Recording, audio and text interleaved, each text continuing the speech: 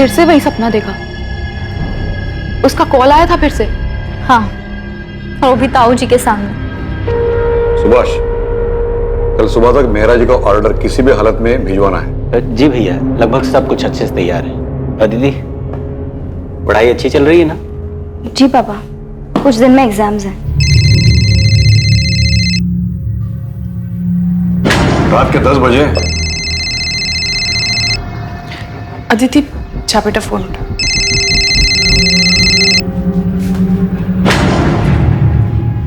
Hello hello. नहीं नहीं नहीं, कुछ नहीं चाहिए हमें। मैंने कितनी बार बोला है, और आप प्लीज इतनी रात को कॉल मत कीजिए। अदिति, 1 महीना हो गया है अब। हर बार नए नए लैंडलाइन नंबर से कॉल्स आ रही हैं। और कितने नंबर ब्लॉक करेगी यार तू? लेकिन सिया। लेकिन क्या अदिति, शक्ल देख अपनी, हवाइयां उड़ी हुई हैं, रात को चैन से सो तक नहीं पाती है। ऐसा कब तक चलेगा यार? किसी और से नहीं तो एटलीस्ट अपने पापा से तो शेयर कर। हाँ बिल्कुल, ताकि वो सीधा जाकर ताऊ जी को बता दे, और फिर मेरी पढ़ाई कॉलेज सब बंद। तो ताई जी को ही बता देना। नहीं बता सकती यार सिया। ताई जी और पापा को कोई बात पता हो और वो ताऊ जी को जाकर ना बताएं, ऐसा हो ही नहीं सकता। घर पे एक सामान यहाँ से वहां नहीं होता उनकी मर्जी के बिना। तो समझ नहीं रही यार, ये कमीना कॉलर हो कौन सकता है? मैं बता रही हूँ अदिति, ये कॉलेज का ही कोई लड़का है। सॉरी। क्या यार प्रतीक, 4 आंखें दी उसके बाद भी देख के नहीं चल सकता? I am sorry Aditi. Siya, it's okay Prateek, चुप कर सिया। क्यों डांट रही थी बेचारे को? शेक्सपियर ने कहा है, we know what we are and know not what we may be. मतलब हम खुद को जानते तो हैं, मगर पहचानते नहीं। वक्त और हालात उसे उसकी पहचान देते हैं, क्योंकि हालात की आंधी इंसान के इस बनावटी मुखौटे को उठा देती और उसे खुद से रूबरू कराती। अरे क्लास का समय हो गया, बाकी का ड्रामा क्लास में। चले अदिति, तुमने अभी तक अपना असाइनमेंट सबमिट नहीं किया? सर वो तुमने आज तक कभी लेट सबमिशन नहीं किया और इस बार तुम 4 दिन लेट हो। क्या हुआ, कोई प्रॉब्लम है? हाँ सर, एक्चुअली प्रॉब्लम तो है। नहीं नहीं सर, कोई प्रॉब्लम नहीं है। मैं 2 दिन में अपना असाइनमेंट सबमिट कर दूंगी। आर यू श्योर कोई प्रॉब्लम नहीं है? नहीं सर, कोई प्रॉब्लम नहीं है। Sorry for the delay. Okay.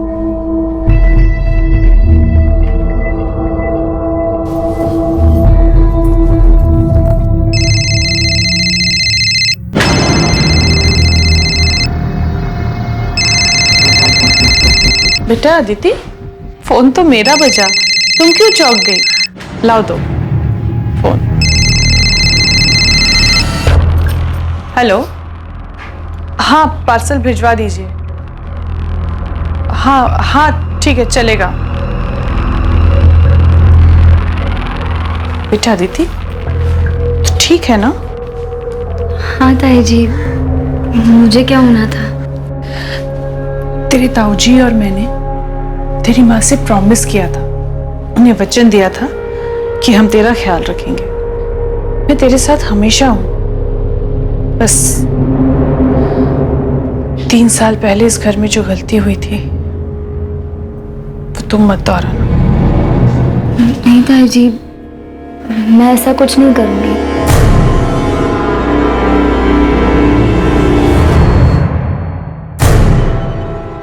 Thakur साहब मिले थे, वो अपने छोटे बेटे विकास के लिए लड़की ढूंढ रहे।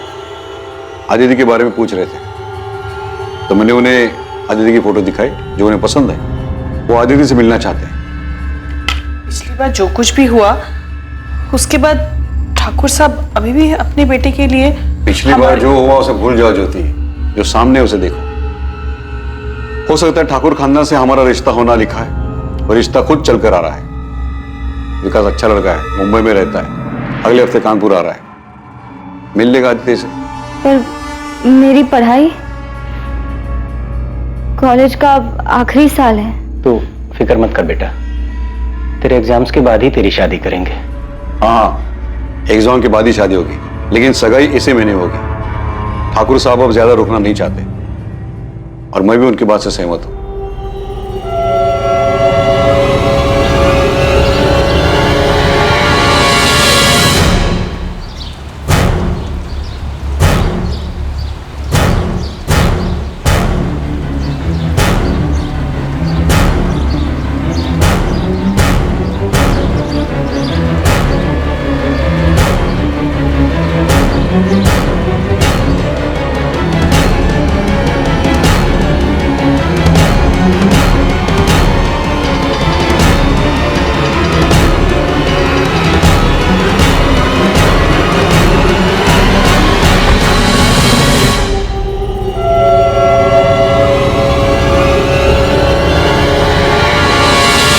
जानती तो है, ताऊ जी के साथ कोई बहस नहीं कर सकता।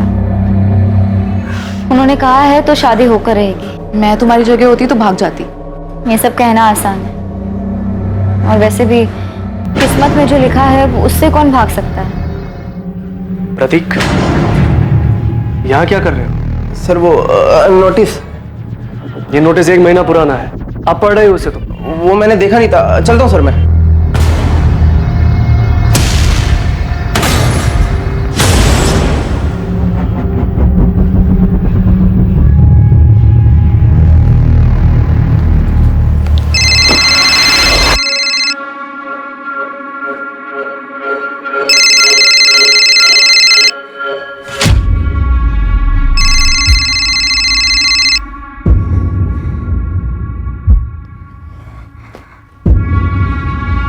हेलो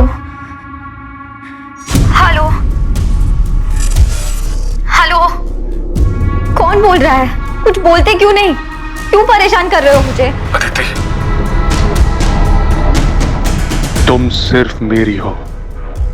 मैं तुम्हारी शादी किसी और से नहीं होने दे सकता। कौन हो तुम? Hello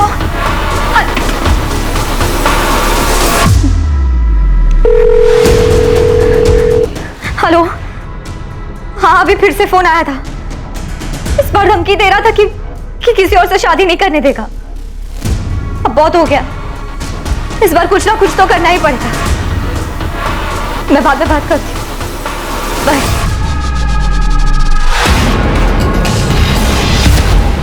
horror is the removal of mask, यानी कि अक्सर हर मुखौटे के पीछे की सच्चाई डरावनी होती है। और यह बात काफी हद तक सच है, क्योंकि ज्यादातर लोगों की असल शख्सियत, उनकी मंशा, उनके ऊपरी चेहरे एक मुखौटे के पीछे छिपे रहते हैं। प्लान कॉल्स करना, किसी का पीछा करना, गुमनाम संदेशे भेजना, ये सभी अलग अलग तरीके हैं किसी को परेशान करने के, जिनका इस्तेमाल सिर्फ कायर लोग करते हैं, क्योंकि वो सबके सामने अपना असल चेहरा दिखाने से डरते हैं। 22 वर्षीय अदिति रावत भी पिछले 1 महीने से ऐसी ही परेशानी से गुजर रही थी, और काफी दिनों तक नजरअंदाज करने के बाद उस दिन अदिति ने आखिरकार मदद मांगने का फैसला किया।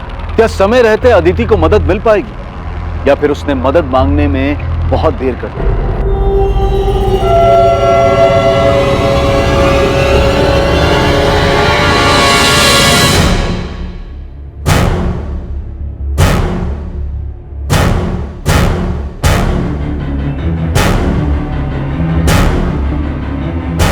ताई जी, मैं चलती हूँ। ठीक है बेटा, संभल के जाना। Bye bye.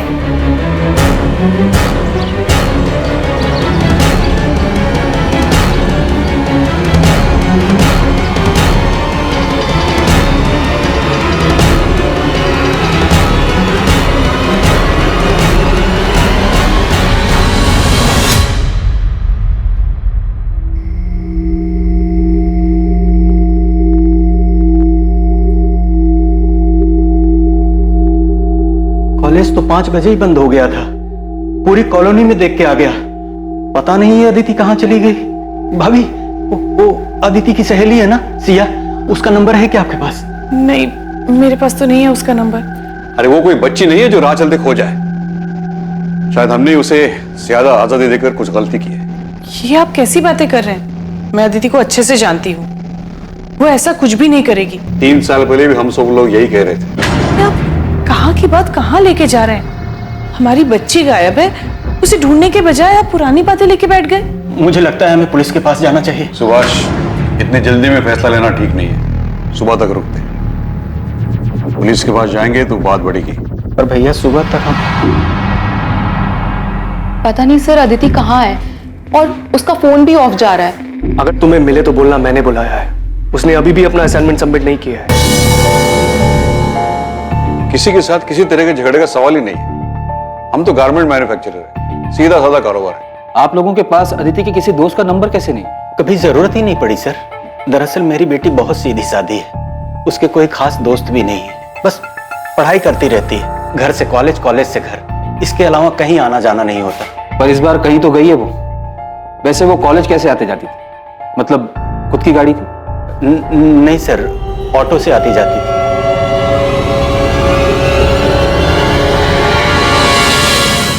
हम अदिति की फोटो आसपास के थानों में भेज रहे हैं।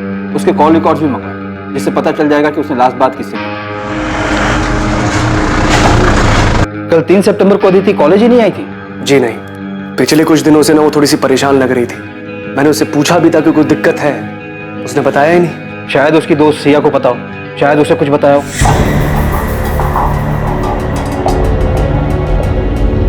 सिया, अदिति कल से मिसिंग है।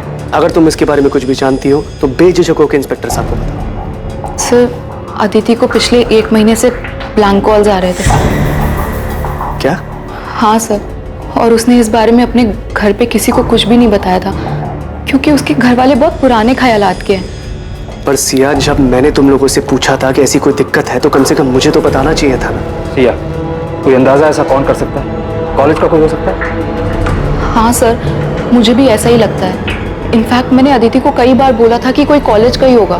तुम उसकी दोस्त हो, हमेशा उसके साथ रहती। कुछ तो नोटिस किया होगा तुमने कि अदिति को कोई लड़का लाइक करता हो, उसके आसपास घूमता हो। नहीं सर, अदिति ज्यादा लड़कों से बातचीत नहीं करती थी। इनफैक्ट वो किसी से भी ज्यादा बातचीत नहीं करती थी। विनीत जी, मुझे क्लास के सारे स्टूडेंट से बात करनी होगी, शायद उन्होंने कुछ देखा हो, और क्लास के सारे स्टूडेंट की नेम लिस्ट चाहिए होगी मुझे। जी। सिया, अदिति कॉलेज कैसे आती जाती? ऑटो में? वैसे तो ज्यादातर लोग ऑटो से ही आते जाते हैं, लेकिन मैंने अदिति को कई बार प्राइवेट टैक्सी करते हुए देखा है।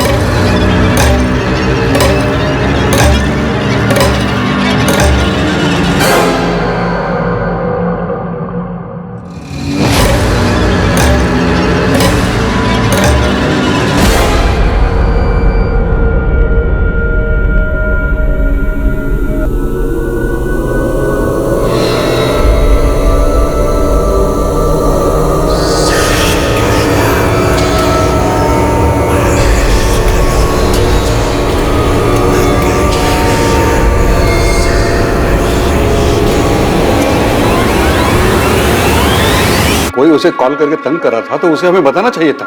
मेरी गलती है, मैं ही शायद उसका ठीक से ध्यान नहीं दे पाया।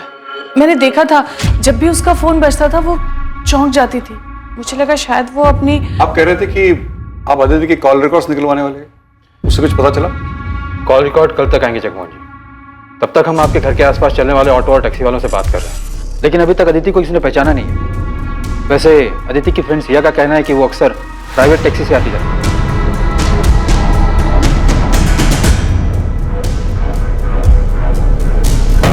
अब वो टैक्सी से जाए ऑटो से क्या फर्क पड़ता है? फर्क पड़ता है, और इस बात से भी फर्क पड़ता है कि आप लोगों को उसके दोस्तों के बारे में कुछ पता नहीं, और ये भी नहीं पता कि वो कॉलेज कैसे आती जाती है।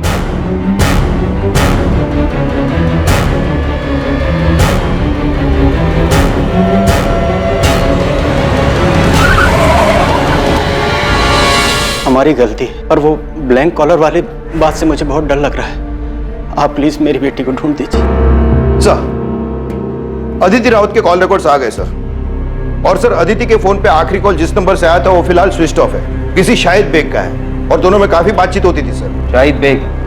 लेकिन इस नाम का तो कोई स्टूडेंट अदिति की क्लास में नहीं है। और ये पिंक नंबर किसके? सर, ये 6-7 पीसीओ के नंबर है। इनसे अदिति को लगभग 20-30 सेकंड के कॉल्स आए हैं। पक्का इन्हीं पीसीओ से अदिति को ब्लैंक कॉल किया गया होगा, और शायद इन कॉल्स के डर से ही अदिति ने टैक्सी में आना जाना शुरू किया होगा सर। मुझे इन सारे पीसीओ के एड्रेस चाहिए, जल्द से जल्द।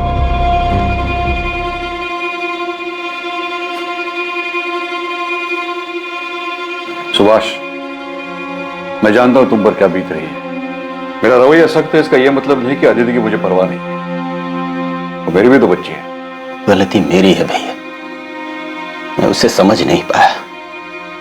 उसकी मां की मौत के बाद मुझे उसका ज्यादा ख्याल रखना चाहिए, उसे बोलने तक का मौका नहीं दे। अगर ऐसा करते तो शायद वो उन ब्लैंक कॉल्स के बारे में बता देते। मैंने शायद उसे पहचानने में भूल कर दी, उस पर शक किया। मुझे लगा वो भी हमें धोखा देकर भाग गई, लेकिन मैं किसी भी हालत में उसे घर वापस लाकर ही रहूंगा। तब ये रोड का पीसीओ है। अब 4 घंटे पहले कौन आके गया मुझे याद नहीं है। हाँ साहब, सीसीटीवी लगवाया ना, आजकल क्या मालूम कब जरूरत पड़ जाए। ये तारीख है, इस टाइम के बीच के सारे सीसीटीवी फुटेज चाहिए मुझे सर। 6 पीसीओ में से सिर्फ 2 जगह सीसीटीवी, और सर एक पीसीओ से 21 अगस्त को कॉल आया था अदिति को रात को 11:15 बजे, और दूसरे पीसीओ से 31 अगस्त को कॉल आया था रात को 10:35 पर। आई होप हमें वो कॉलर दिख जाए।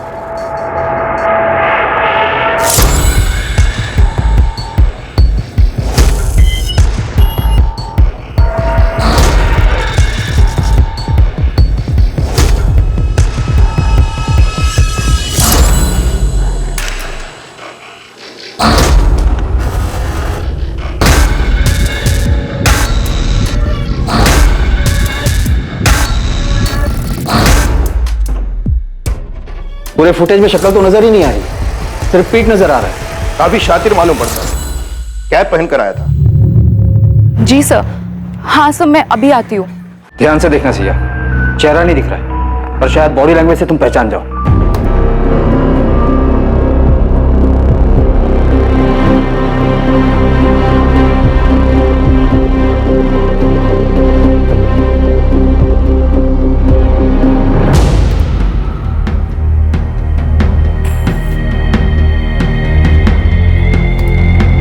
सर ये आदमी बार बार अपनी रिस्ट वॉच एडजस्ट कर रहा है। सर ये आदत तो ये आदत हमारे प्रोफेसर विनीत की है।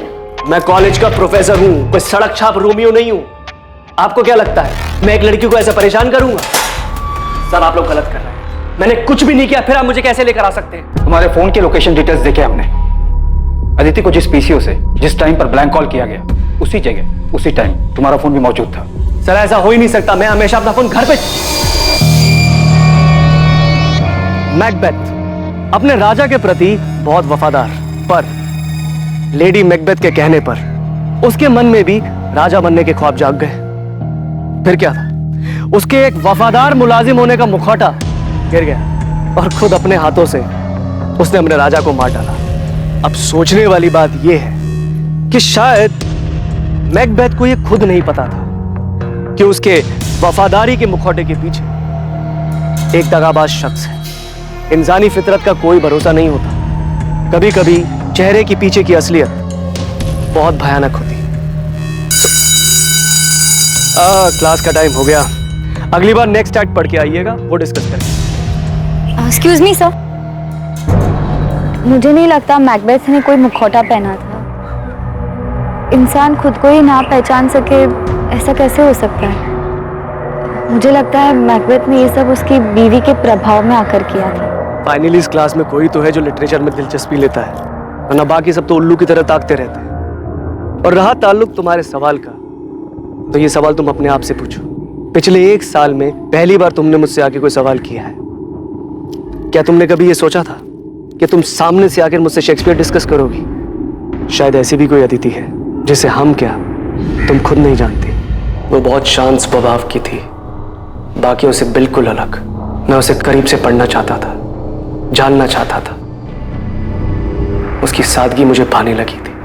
वही मीठी आवाज सुनने के लिए मैं उसे ब्लैंक कॉल्स किया करता था, मगर कभी हिम्मत नहीं हुई उसे बताने की।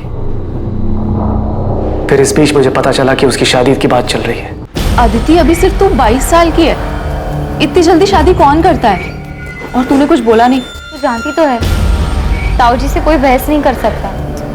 उन्होंने कहा है तो शादी होकर रहे। ये सुनकर मुझे बहुत गुस्सा आया।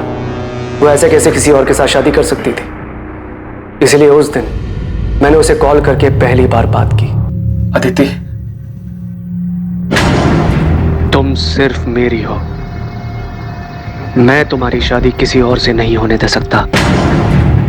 तेरी लव स्टोरी में कोई इंटरेस्ट नहीं मुझे।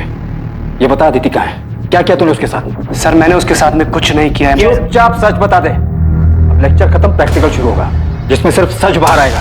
शंभू। जी सर। शुरू हो जा। किसी पे भरोसा ही नहीं कर सकते यार।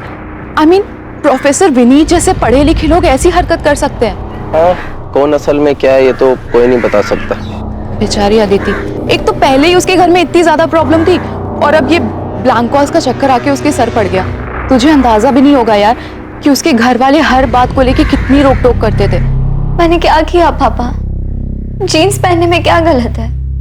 बाकी लड़कियां भी तो पहनती हैं। दुनिया अगर गलत करे तो इसका मतलब ये नहीं है कि उनकी देखा देखी हम भी गलत करें। तो जानती है ना ताऊ जी को, उन्हें ये सब पसंद नहीं है। और आपको पापा?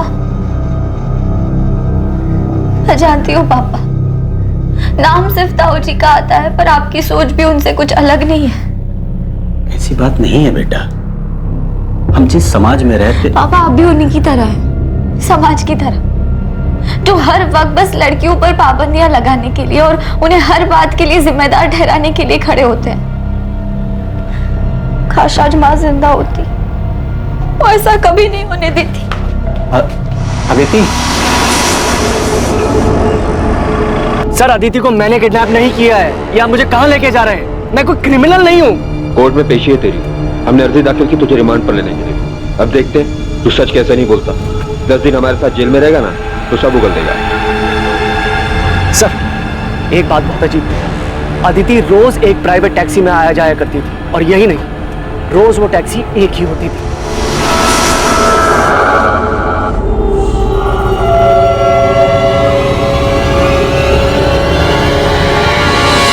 प्राइवेट टैक्सी, मालिक सबका एक है। देख प्रोफेसर, तू बच्चों को भले ही कुछ भी पढ़ाता हो, यहाँ हमें पढ़ाने की कोशिश मत करना। सर मैं सच बोल रहा हूँ। अक्सर कॉलेज खत्म होने के टाइम पर मैं गेट पे खड़ा रहता था अदिति को जाते हुए देखने के लिए। तब मैंने कई बार देखा वो व्हाइट कलर की प्राइवेट टैक्सी में ही जाया करती थी। शायद मेरा ध्यान हमेशा अदिति पर था, इसलिए इस बात पर कभी ध्यान नहीं गया। काफी झूठ बोल रहा है प्रोफेसर। कहानियां सुनाने में माहिर है सर। एक लीड मिली है, चेक तो करना पड़ेगा। 4 दिन हो गए अभी तक अदिति अपने घर वापस नहीं लौटी। और वैसे भी प्रोफेसर विनीत के कॉल रिकॉर्ड साफ है। तुम खबरी आसिफ से बात करो, बोलो कि एक व्हाइट कलर की प्राइवेट टैक्सी है जिस पर मालिक सबका एक है लिखा हुआ है, उसके बारे में पता करें। जी सर। आसिफ को बोलना कि कॉलेज के आसपास पता करें, टैक्सी रोज वहीं जाती है।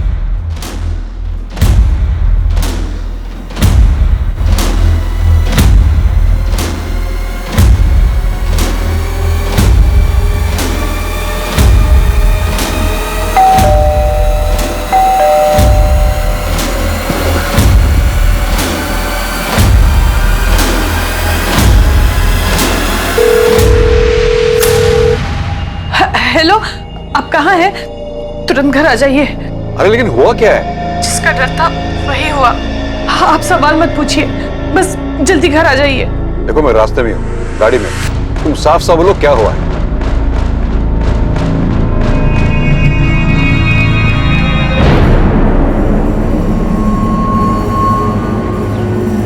सर ये गंगा शंकर टैक्सी मालिक। पर ये टैक्सी मेरी है, लेकिन मैं इसे किराए पर देता हूँ। इसका ड्राइवर शाहिद बेग। शाहिद बेग? कहाँ मिलेगा ये शाहिद बेग? अब ये तो पता नहीं। 3 सितंबर को आया था यहाँ, टैक्सी की चाबी वापस कर रहे हैं हमेशा के लिए। सेठ जी आपकी चाबी। ऐसे अचानक क्या हुआ? कोई दिक्कत है? नहीं सेठ जी, मैं सब कुछ और करना चाहता हूँ, यहाँ से दूर। दूर मतलब अपने गांव जा रहे हो? नहीं, मुंबई। ये बोलकर वो चला गया और उसके बाद मेरी उससे कोई बातचीत नहीं हुई सर। शाहिद का कोई एड्रेस है आपके पास? शायद वहां से कुछ पता चले। हाँ, शाहिद जिस बस्ती में रहता है वहां का एड्रेस है मेरे पास। सर अदिति के फोन पे आखिरी कॉल किसी शाहिद बेग का ही था। ये वही होगा, नंबर क्रॉस चेक करो। अदिति और शाहिद में देर रात तक लंबी बातें होती थी, पर यह समझ में नहीं आ रहा है कि अदिति एक टैक्सी ड्राइवर से इतनी क्यों बात करेगी। सब ये रहा शाहिद का पता हुआ, उसका फोन नंबर।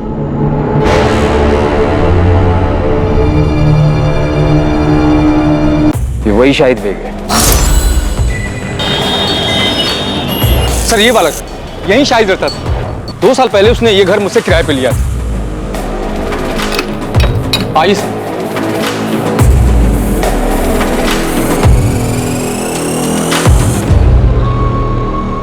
शाहिद ने कमरा कब खाली किया? 3 सितंबर को? हाँ साहब, उसी दिन किया था। कुछ बताया था उसने? कहाँ जा रहा है? जमुना भाई इस बार दुबई जा रहा हूँ किस्मत आजमाने। ये चल क्या रहा है शाहिद के दिमाग में? सबको अलग अलग जगह बताकर खुद गायब हो गया। अदिति हमेशा शाहिद की टैक्सी से आती जाती थी और शाहिद ने अपनी टैक्सी 3 सितंबर को वापस की, और उसी दिन से अदिति और शाहिद दोनों गायब हैं। ये महज इत्तेफाक तो नहीं हो सकता। सर यहाँ तो कुछ और ही खिचड़ी पक रही थी। ये शाहिद की पड़ोसन बता रही थी कि शाहिद के घर पे किसी लड़की का रेगुलर आना जाना था। हाँ साहब, ये तो वही लड़की है जो शाहिद के घर पे आती थी।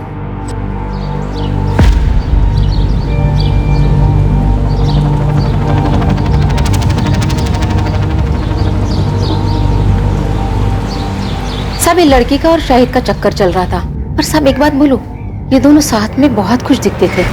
और ये लड़की तो शाहिद को बहुत प्यार करती थी। सब खुशी खुशी उसके घर का सारा काम कर लिया करती थी।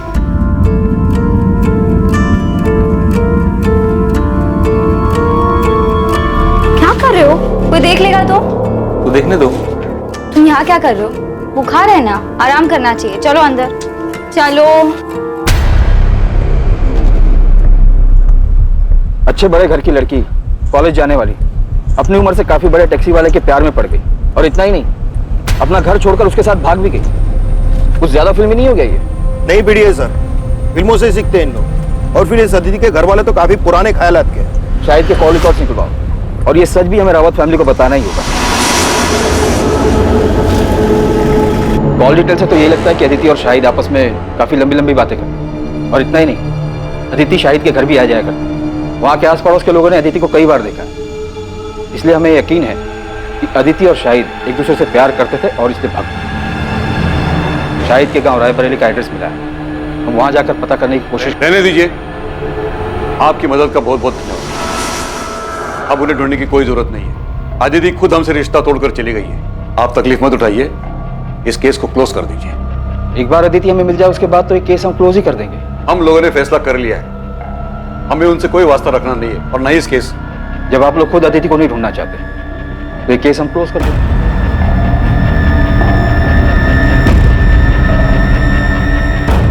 अदिति का मिसिंग केस अचानक ही एक अनदेखे मोड़ पर आकर थम गया। अदिति ने अपने घर वालों को छोड़ने का फैसला लिया और बदले में उसके परिवार वालों ने अदिति के लिए भी वही फैसला लिया था, अदिति को छोड़ने। लेकिन सच इतना सरल नहीं था और कुछ ही दिनों बाद सामने आने वाली एक दुर्घटना का कोई भी अंदाजा नहीं लगा सकता था।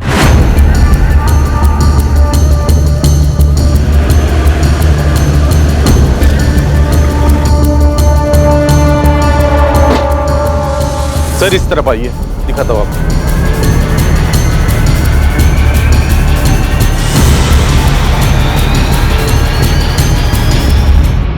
सर विक्टिम का गला घोटा गया है, कपड़े भी फटे हुए हैं, शायद रेप किया गया है और लाश को उस बोरी में लाया गया है। लड़की गांव की रहने वाली नहीं लगती। सर विक्टिम की फोटो दिल्ली, नोएडा और आसपास के थानों में भेजी, लेकिन अभी तक कोई रिस्पांस नहीं आया है। शायद विक्टिम यहाँ की हो ही नहीं। तो एक काम करो, हमारे सोशल मीडिया ग्रुप की हेल्प लो और विक्टिम की फोटोज उसमें भी सर्कुलेट करो।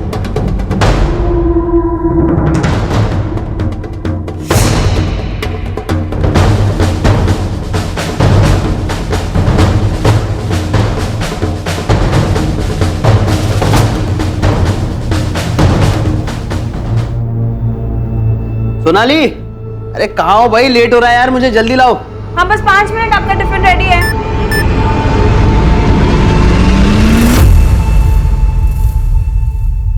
ए सोनाली, मेरा टिफिन रेडी हुआ कि नहीं? क्या हुआ?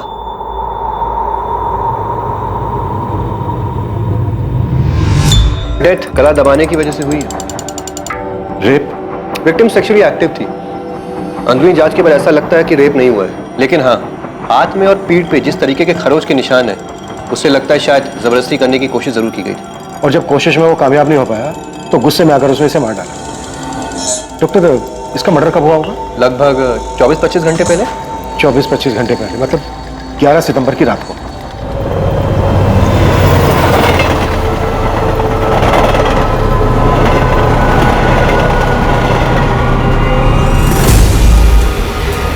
ऐसे नहीं, ऐसे बना, ठीक है? आजा। बस करो भी बतख जैसे मुंह बनाना। ये कपड़े पहन ले सोनाली, तेरे पापा आते ही होंगे। आप आओ, हमारे साथ फोटो खींचो। अरे मैं कहाँ? बैठो यहाँ बैठ। अरे मुझे नहीं आता ये सब। जी, हमारी फोटोज ही नहीं है साथ में। देखो सिर्फ आपको बस ऐसे करना। कैसे? ऐसे, ठीक है? आओ।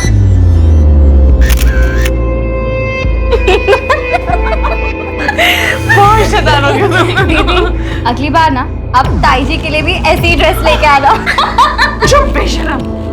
आओ एक और फोटो।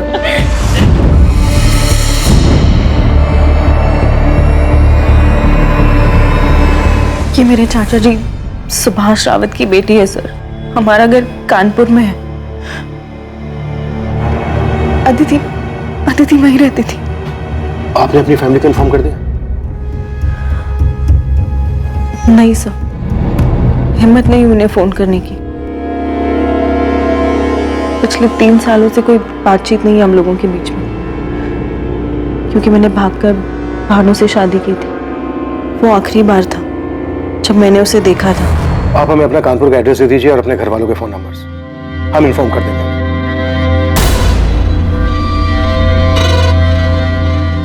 सुभाष, ये जमीन बहुत अच्छी जगह पर है, जहां हम बड़ा कारखाना बनवा सकते हैं, जहां कपड़े स्टोर करे जाएंगे, और ये हमारी फैक्ट्री से ज्यादा दूर भी नहीं है। सुभाष, थोड़ा ध्यान कहाँ है? भैया वो नहीं, वो बस दिल पर अच्छे बुरे का बोझ मत रखो।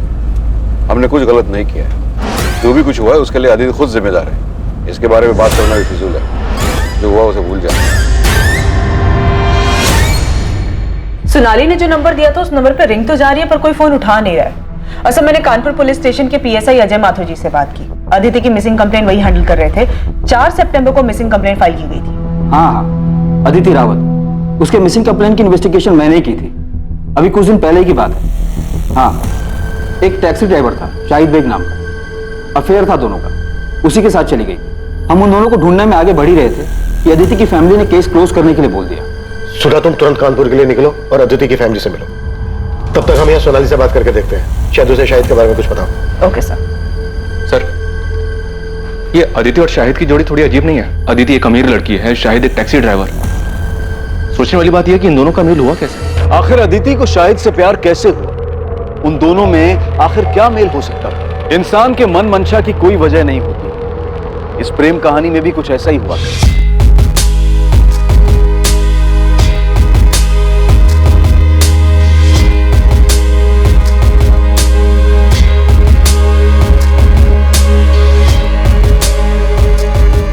आइए मैडम, बैठिए। नहीं नहीं, आप जाइए, मैं ऑटो ले लूंगी। मैडम, आप ऑटो का किराया दे देना। बहुत देर से देख रहा हूँ, दूर दूर तक कोई ऑटो नहीं है। आप ऐसे ही धूप में खड़ी हैं। आपको भी ऑटो का इंतजार नहीं करना पड़ेगा और मुझे भी सवारी मिल जाएगी। बैठिए ना।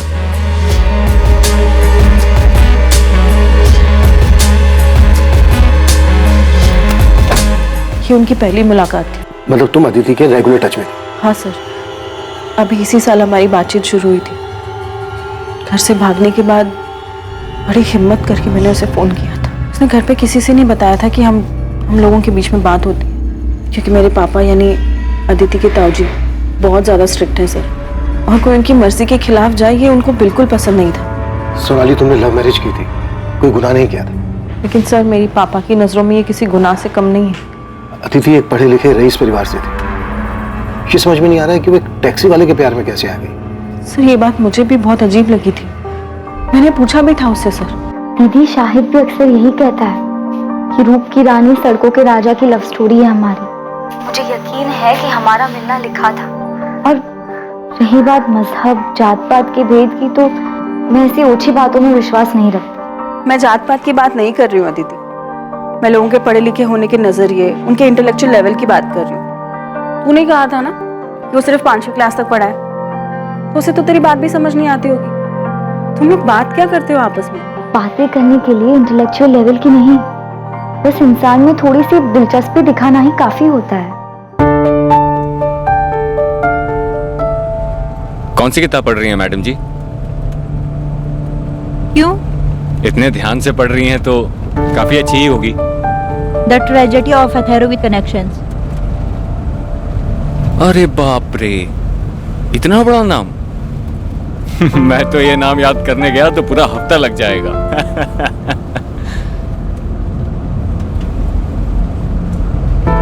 मुझे भी किताबें पढ़ने का शौक था बचपन में, लेकिन वो अरमान कभी हकीकत नहीं बन पाया। क्यों? अब्बा का इंतकाल हो गया था बचपन में। इससे पहले कि कुछ समझ पाता, कंधे से स्कूल बस्ता हटाकर सर पे बोझ डाल दिया गया। घर चलाने के लिए अम्मी की मदद करनी थी, तो तब से लेकर अभी तक वही करता चला आ रहा हूँ। मतलब उसने तुझे अपनी दुख भरी कहानी सुनाई और तेरा दिल पिघल गया? मैंने उस पर तरस खाकर उसे पसंद नहीं किया है, बल्कि उसके आने से मुझे पहली बार कोई ऐसा मिला जो बिना किसी मतलब के, बिना किसी उम्मीद के मुझ में दिलचस्पी दिखा रहा है, जो मुझे वक्त देना चाहता है, मुझे सुनना चाहता है। और दीदी, आपको पता है शाहिद बहुत ही जिंदा दिल इंसान है। ना कुछ हुआ है उसके साथ, मगर फिर भी हंसता रहता है और हमेशा मुझे हंसाने में लगा रहता है।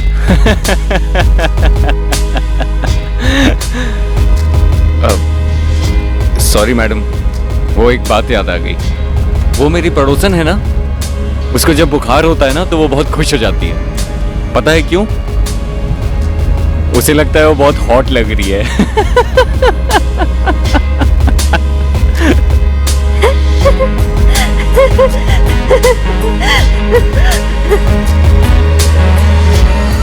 टैक्सी में आते जाते दोनों के बीच प्यार हो गया और बात यहाँ तक आगे बढ़ गई कि दोनों ने भागकर शादी कर ली। सर, यही बात मुझे भी परेशान कर रही थी और मुझे नहीं लगा था वो घर से भागकर शाहिद से शादी कर लेगी। क्यों? ऐसा क्या हुआ?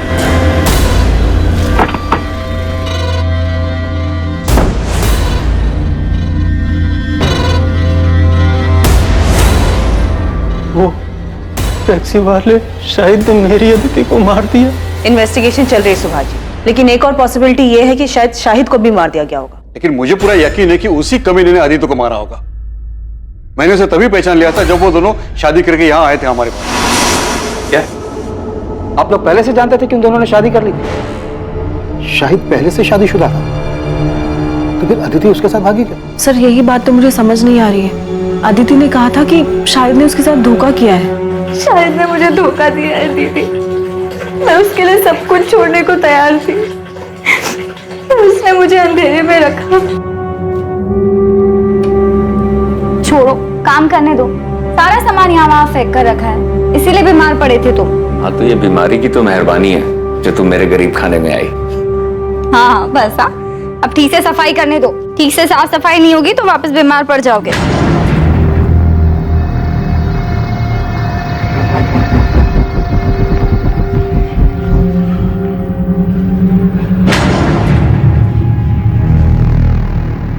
अतिथि मेरी बात सुनो, जो तुम सोच रही हो ना वैसा बिल्कुल नहीं है। मुझे कुछ नहीं सुनना।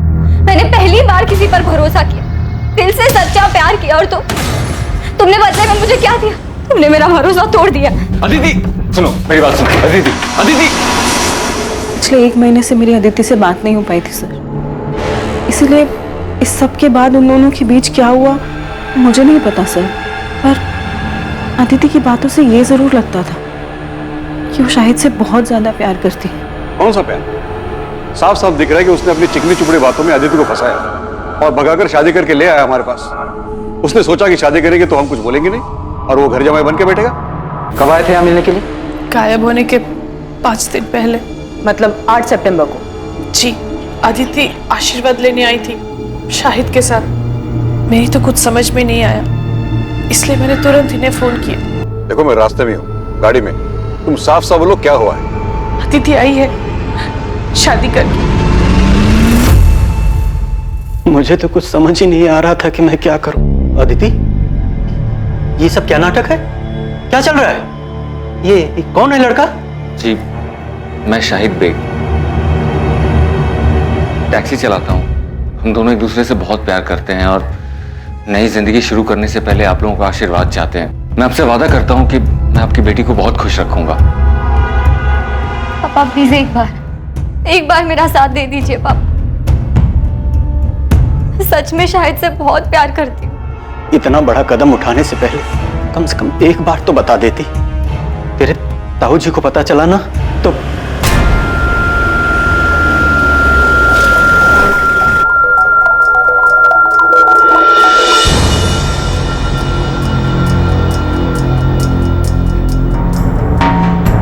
सुभाष, इनसे कह दे यहां से चले जाए। मैं कहता हूं चले जाओ यहां से। हम समझ लेंगे कि तू भी सोनाली की तरह मर गई है हमारे लिए। लेकिन याद रखना, जो लोग बुजुर्गों का दिल दुखा के खुशियां ढूंढते हैं ना, जिंदगी उन्हें कभी खुश नहीं रखती। आपने तो हमें कुछ नहीं बताया, सीधे कहा कि केस क्लोज कर दो। हाँ तो और क्या कहते हैं? लेकिन शाहिद और अदिति तो एक दूसरे से प्यार करते थे ना, तो फिर शाहिद अदिति को क्यों मारेगा? अदिति अपने साथ अपने सारे गहने और कुछ कैश लेकर भागी थी, जिसका पता हमें कुछ दिनों बाद चला। गहनों की कीमत ही लगभग 10-15 लाख होगी। शाहिद को सिर्फ पैसे से मतलब था। उसने 10-15 लाख का मुनाफा देखा और मार दिया अदिति को। अदिति के घर वालों को शाहिद पे शक है। देखने से तो ऐसे ही लगता है। शाहिद पहले से शादीशुदा था। अदिति ने शाहिद से शादी की जिद की होगी तो शाहिद को मजबूरन अदिति से शादी करनी पड़ी। लेकिन सुधा, हम ये नहीं जानते कि खुद शाहिद सही सलामत है भी या नहीं। ऐसा ना हो कि उसकी लाश भी कहीं जंगल में ही कहीं पड़ी हो सकता है कि अदिति के परिवार वालों ने दोनों को मरवा दिया। आपको ऐसा क्यों लगता है सर? ऐसा हमें नहीं, अदिति के ताऊ जगमोहन की सगी बेटी सोनाली को लगता है, क्योंकि उसके साथ भी कुछ ऐसा ही हुआ था। सर, जब मैं और सोनाली घर से भागे थे तब इनके पापा ने हमारे पीछे गुंडे भी भिजवाए थे। गुंडे? यस सर, वो तो हमारी किस्मत अच्छी थी कि हम उनके हाथ में नहीं आए और हम शहर से बाहर भाग गए। सोनाली, तुम्हें सच में ऐसा लगता है कि तुम्हारे पापा अदिति को चोट पहुंचा सकते हैं? यकीन से तो नहीं कह सकती हूँ, लेकिन कल को अगर ऐसी कोई बात सामने आती है तो मुझे हैरानी नहीं होगी सर। और इतना बता सकती हूँ सर कि खानदान की इज्जत और खानदान के बच्चों के बीच अगर किसी दिन किसी मोड़ पे मेरे पापा को किसी एक चीज को चुनना होगा तो वो आंख बंद करके खानदान की इज्जत को ही चुनेंगे सर।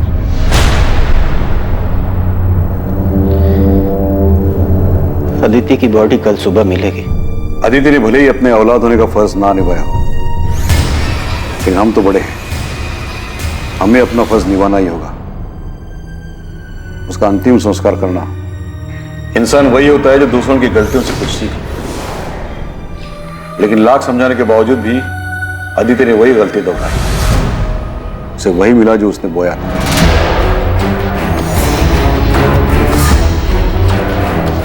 अब आप उसे क्यों कोस रहे हैं?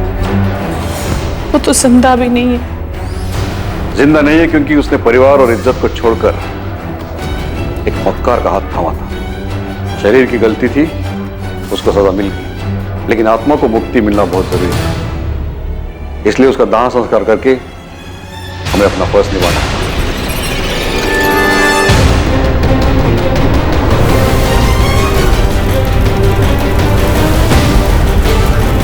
हमें सबसे पहले यह पता लगाना है कि इस वक्त शाहिद कहाँ है। क्या सबके पीछे उसी का हाथ है या फिर वो खुद एक विक्टिम?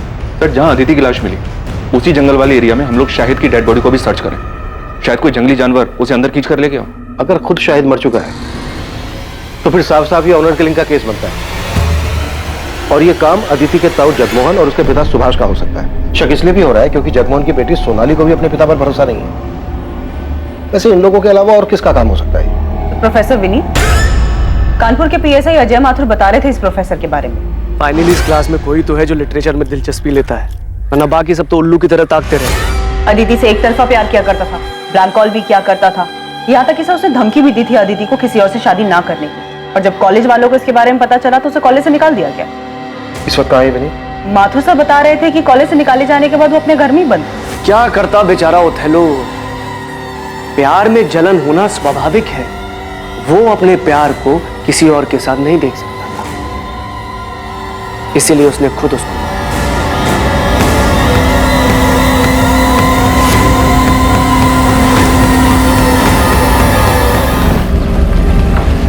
नुसरत आपा, नुसरत आपा, ए नुसरत आपा। ए असलम, सारी तमीज तहजीब घर भूल कर आया है क्या? न दुआ न सलाम। सासू में तेरी बहन की। तो आपके शाहिद ने जो हरकत की उसके बाद भी आप क्या करने गई? और ना कभी जाएगी। तू कर क्या रहा है यहाँ? आपा को घर ले जाने आया हूँ। कोशिश करके तो देख।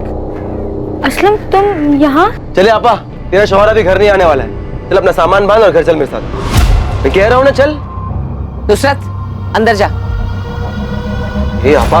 असलम, एक बात कान खोल के सुन ले, ये घर नुसरत का है और वो यहाँ से कहीं नहीं जाएगी।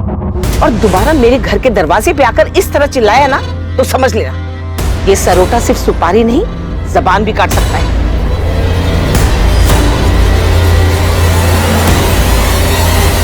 जंगल का एक भी कोना छूटा नहीं चाहिए। अंदर तक छान मारो। शायद अगर मर चुका है तो उसकी लाश यहीं कहीं जंगल में होनी चाहिए। मुझे रावत फैमिली कुछ ठीक नहीं लगती। अदिति के गायब होने के कुछ दिन बाद जब हमें अदिति और शाहिद के बारे में पता चला तो इन लोगों ने केस क्लोज करने के लिए बोल दिया। इनफैक्ट इस बात का जिक्र भी नहीं किया कि अदिति और शाहिद शादी करने के बाद उनके घर आए, और अब जब अदिति की डेड बॉडी मिली है तब इन लोगों ने बताया कि वो दोनों घर आए थे। मतलब आपको लग रहा है कि? हाँ, शक है। उस दिन शायद मामला हद से ज्यादा बिगड़ गया हो, कहासुनी भी हुई हो। वैसे भी अदिति की फैमिली काफी कट्टर ख्यालत की, खासकर उसके ताऊजी जगमोहन रावत।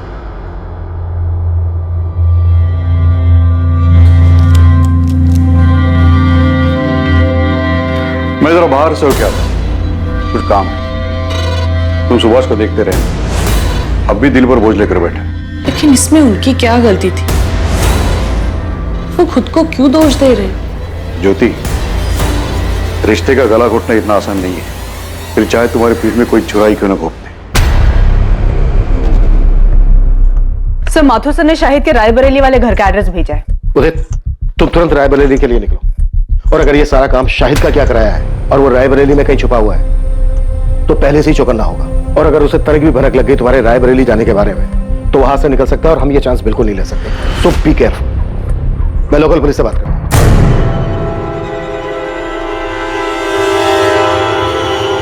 अम्मी, आप मानिए या ना मानिए, लेकिन सच यही है कि आपकी जिद की वजह से मैंने नुसरत से निकाह किया। हमारे बीच में प्यार जैसा कुछ था ही नहीं, तो ऐसे निकाह का क्या फायदा जहाँ दो इंसान खुशी ना हो। बस नुसरत के खिलाफ मैं कुछ नहीं सुनूंगी। अम्मी मैं चुप कर, बेहया कहीं की, कैसी बेशर्म लड़की है। अरे शादी का इतना ही शौक था तो जाके अपने माँ बाप से बोलती ना। जवान है, सुंदर है, और कौन सी तेरी उम्र निकली जा रही है जो तूने मेरे शादीशुदा बेटे को फंसा लिया। ये लड़की अपने घर के ऐशो आराम को छोड़कर मेरे साथ आई क्योंकि मुझसे सच्चा प्यार करती है ये, और मेरे लिए बहुत मायने रखता है। और शायद मैं आपके लिए कोई मायने नहीं रखती। बस नुसरत, इस बेगैरत के लिए आंसू बहाने की कोई जरूरत नहीं है। शाहिद, आज तुझे फैसला करना होगा। या तो इस लड़की को छोड़कर तू इस घर में हमेशा के लिए वापस आ जा, या इस घर को छोड़ दिया। अम्मी चल, आपकी जबरदस्ती की वजह से मैंने नुसरत से निकाह किया। हमारे बीच में प्यार जैसा कुछ था ही नहीं। Welcome to Kanpur sir. Professor Vineet को हमने उठा लिया है। वो यहाँ फिलहाल लॉकअप में बंद है, लेकिन इज्जत और नौकरी जाने के बाद भी इसकी सनक बरकरार है। चलो देखते हैं शेक्सपियर के अलावा और कौन सा ड्रामा रचने की फ्राक में। एक कप और मिलेगी? लंच भी मिलेगा, लेकिन उससे पहले तुम्हें हमारे सवालों के जवाब देने होंगे। वैसे आप कौन हैं? Inspector Abhijit Sharma, Noida police. अदिति की डेड बॉडी आपको मिली थी? हाँ। क्या लगता है आपको, अदिति को उसी टैक्सी ड्राइवर ने मारा है जिसके साथ वो आती जाती थी? केस को काफी क्लोजली फॉलो कर रहे हो। जिसकी वजह से मेरा सब कुछ खत्म हो गया, उसे एंड तक फॉलो करना तो बनता है ना। वैसे पता है, अब सोचता हूं ना तो महसूस कर पाता हूं कैसा लगा होगा ओथेलो को सब कुछ खोने के बाद। फिर तो तुम्हें यह भी पता होगा ओथेलो का सब कुछ खोने का रीजन वो खुद था। जिद और इनसिक्योरिटी में आकर खुद उसने अपने प्यार को मार डाला था। वाह सर, आपने ओथेलो पढ़ा है? अच्छा ये बताइए, आपका सबसे पसंदीदा कैरेक्टर कौन सा है? अपना ये ड्रामा बंद कर दे प्रोफेसर, ये पुलिस स्टेशन है, कोई स्टेज नहीं। All world is a stage, all men and women are mainly place. ये पूरी दुनिया एक रंगमंच है और हम सब इसकी कठपुतली हैं। कोई मरता नहीं, कोई मारता भी नहीं है। बस जब जिसकी जरूरत खत्म हो जाती है उसे इस रंगमंच से अलविदा लेना पड़ता है। अदिति शाहिद से प्यार करती थी, भाग गई थी उसके साथ। ये जानने के बाद अपनी जिंदगी में तुम्हें उसकी जरूरत तो रही नहीं होगी, तो क्या तुमने उन दोनों की जिंदगी को रंगमंच से अलविदा कर दिया? शाहिद उस लड़की अदिति को लेकर यहाँ आया था, लेकिन मैंने उन्हें दरवाजे से लौटा दिया, घर के अंदर भी नहीं लिया। उसके बाद दोनों कहाँ गए मुझे नहीं पता। ये कौन है? ये असलम है, नुसरत का भाई। ठीक है, फिर भी हमें आपके घर की तलाशी लेनी होगी। देखिए साहब, शाहिद घर पर नहीं, और पूरा गांव जानता है कि रुखसार कभी झूठ नहीं बोलती। उसके बाद भी अगर आपको अंदर जाना है तो वारंट लाइए। देखिए रुखसार जी, मामला बहुत संगीन है। नोएडा के जंगल में अदिति की लाश मिली हमें। सिर्फ अदिति की लाश मिली, शाहिद की नहीं? क्यों, मिलनी चाहिए थी। असलम क्या बकवास कर रहे हो? अरे मैं तो सिर्फ ऐसे ही पूछ रहा हूँ, वो दोनों साथ में गए थे इसलिए। साहब शाहिद कहाँ है? हम वही तो पता लगाने की कोशिश कर रहे हैं। अब या तो शायद अदिति को मार के गायब हुआ है, या फिर शायद वो खुद भी जिंदा नहीं है। अदिति की शादी की बात सुनकर धमकी दी थी तुमने उसे कि वो सिर्फ तुम्हारी है, लेकिन फिर जब तुम्हें पता चला कि अदिति पहले से ही एक मामूली से टैक्सी ड्राइवर शाहिद से शादी कर चुकी है, तो बहुत गुस्सा आया होगा तुम्हें, बहुत चोट पहुंची हो, क्योंकि एक मामूली सा टैक्सी ड्राइवर तुम्हारी जगह जो ले चुका था।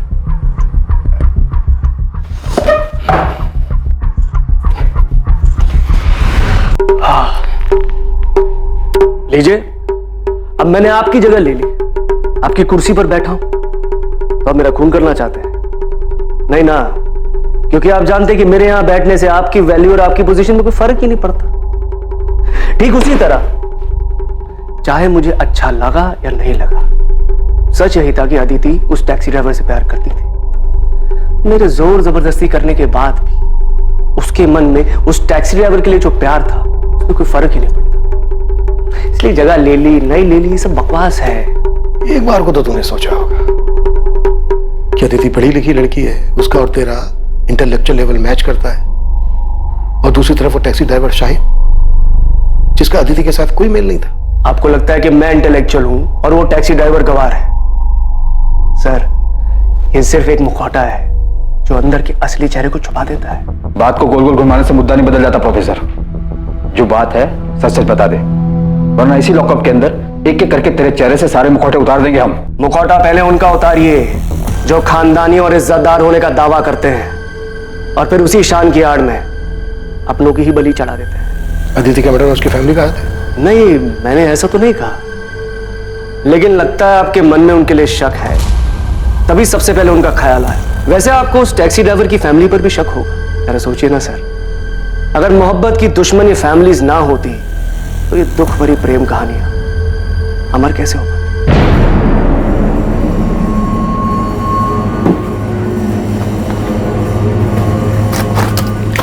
सुनिए, खाना लग गया है।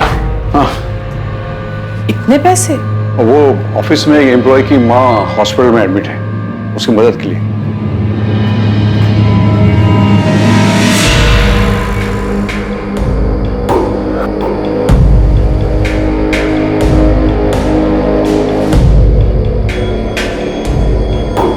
नुसरत, भूल जाओ उसे। ये मान ले कि मेरा बेटा कभी तेरे लायक था ही नहीं।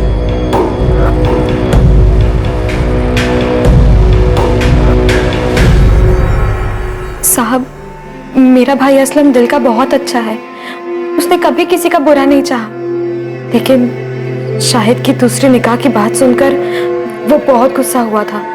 शायद इतने गुस्से में मैंने उसे पहले कभी नहीं देखा। पापा, मैं बता दे रहा हूँ, मैं उसे नहीं छोड़ूंगा। तूने मुझे फोन क्यों नहीं किया जब वो यहाँ आया था? और वो कहाँ गया, कुछ बोल के गया है? नहीं। शायद वापस से कानपुर गया होगा, वहां का पता है मेरे पास। अभी जाके मालूम करता हूँ और उसका ऐसा बुरा हाल करूंगा, उसको और उस बेगैरत लड़की दोनों को तुझे धोखा देने की ऐसी सजा दूंगा ना आपा, तू देख। असलम, ये क्या कह रहे हो तुम ऐसा कुछ नहीं करोगे। अरे छोड़ आपा। असलम, वादा करूंगी तुम शाहिद को कुछ नहीं करोगे। असलम, मैंने अपने भाई को गुस्से में आपा खोते हुए पहले भी देखा है। शाहिद पे तो वो बहुत ज्यादा गुस्सा था, यहाँ तक कि उसे सबक सिखाने के लिए वो कानपुर भी गया था। सर, शाहिद के कॉल रिकॉर्ड्स और फोन लोकेशन स्कैन किए। 8 सितंबर के बाद से उसका फोन स्विच ऑफ आ रहा था, लेकिन अजीब बात यह है कि 12 सितंबर की सुबह उसका फोन फिर से स्विच ऑन किया गया, जिसकी फोन लोकेशन नोएडा की थी, और उसके बाद चंद मिनटों बाद ही उसका फोन फिर से स्विच ऑफ किया गया। उसके बाद से अभी भी ऑफ आ रहा है। अदिति का मर्डर हुआ था 11 सितंबर की रात को, तो मर्डर के बाद शाहिद का फोन क्यों ऑन हुआ होगा? तो कहीं प्रोफेसर विनीत का इशारा सही तो नहीं था? मतलब शाहिद और अदिति किसी मुसीबत में थे, शायद किसी की गिरफ्त में, जहां पर अदिति का मर्डर हुआ, और शाहिद किसी तरह से अपनी जान बचाकर भागा और उसने अपनी जान बचाने के लिए फोन ऑन किया होगा। लेकिन इसके पहले कि शाहिद कॉल करता हुआ पकड़ा गया, और इसकी वजह से उसका फोन अभी तक बंद आ रहा है। ये काम अदिति के ताऊ जगमोहन या फिर शाहिद के साले असलम का हो सकता है। एक बात समझ में नहीं आ रही है, अदिति और शाहिद कहीं भी जा सकते थे, लेकिन ये नोएडा ही क्यों है? क्या नोएडा में इनका कोई है? सर, अदिति का तो पॉसिबल नहीं है, पर शायद शाहिद का कोई दोस्त या रिश्तेदार यहाँ नोएडा में रहता हो, जिसकी मदद से वो दोनों यहाँ पे आए। शाहिद के कॉल रिकॉर्ड्स एक बार फिर से स्कैन करो, देखो फोन बंद होने से पहले उसने नोएडा के किसी नंबर पर बात की थी क्या? शाहिद का फोन ऑफ होने से पहले उसकी उस पूरे हफ्ते सिर्फ 5 नंबर पे बात हुई है, इन 5 नंबर पर। शायद इनमें से कोई नोएडा में रहता हो। अच्छा, शाहिद की लास्ट बात 444790 पर हुई है। मैंने इस नंबर के कॉल रिकॉर्ड्स मंगवाए। इस नंबर पर डायरेक्ट बात करो, शायद इसको पता हो कि शाहिद और अदिति के साथ क्या हुआ। हेलो, आप कौन? मैं असिस्टेंट सब इंस्पेक्टर सुधा अवस्थी बोल रही हूँ। जी मैडम, मैं मनोज गोयल बोल रहा हूँ। क्या आप नोएडा में रहते हैं? जी हाँ मैडम, मैं नोएडा में ही रहता हूँ। शाहिद बेग को जानते हो? जी हाँ मैडम, मैं जानता हूँ शाहिद बेग। शाहिद बेग गायब है। उसके फोन से जो 8 सितंबर को लास्ट कॉल किया गया था, वो आपके नंबर पे किया गया था। मयूरी बाग पुलिस स्टेशन आ जाइए, आपसे बात करें। अरे साहब, आप लोग ये क्या कह रहे हैं? मैंने कुछ नहीं किया है। असलम, छूट नहीं हमसे, समझा? हमें पता है कि तुझे अपने जीजा पर बहुत गुस्सा था, और तू अपने जीजा को और उसकी दूसरी पत्नी अदिति को सबक सिखाना चाहता था, और तुम दोनों के पीछे कानपुर भी गया था। हाँ साहब, मैं कानपुर गया था क्योंकि उस कमीने ने मेरी आपा को धोखा दिया था, लेकिन साहब जब मैं उसके घर पहुंचा तो वहां ताला लगा हुआ था। साहब, मुझे वहां कोई नहीं मिला तो मैं रायबरेली वापस लौट आया।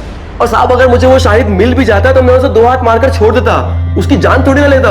आखिर मेरी आपा का पति है वो, उसको मारकर मैं अपनी आपा को बेवा नहीं कर सकता था साहब। मैं तो सिर्फ उसे सबक सिखाने के लिए, डराने धमकाने के लिए गया था, ताकि वो उस लड़की को छोड़कर मेरी आपा के पास वापस आ जाए। मान लिया कि तू अपनी बहन के पति को नहीं मार सकता था, पर तू अपनी बहन के सौतन को मार के अपनी बहन के घर को दोबारा तो बसा सकता था ना। साहब मैंने किसी को नहीं मारा है साहब। अच्छा, तो तू 10 से 12 सितंबर के बीच नोएडा में नहीं था? नहीं साहब, मैं यही रायबरेली था, बस कानपुर गया था और वहां से आने के बाद कहीं नहीं गया। तेरे कॉल रिकॉर्ड्स मंगवाए हमने, समझा? अगर पता चला ना कि तूने झूठ बोला हमसे तो कानपुर तो क्या, तो इस थाने के बाहर 4 कदम चलने लायक नहीं बचेगा, समझा? पुलिस अलग अलग दिशाओं में हाथ पैर मार रही थी, लेकिन इस केस की तहकीकात ने अब तक कोई दिशा नहीं पकड़ी थी। किसी भी संदिग्ध के खिलाफ कोई पुख्ता सबूत नहीं मिल रहा था और दूसरी तरफ शाहिद के बारे में भी कोई खबर नहीं मिल पाई थी। लेकिन अब जो खबर सामने आने वाली थी उससे इस केस का रुख बदलने वाला था।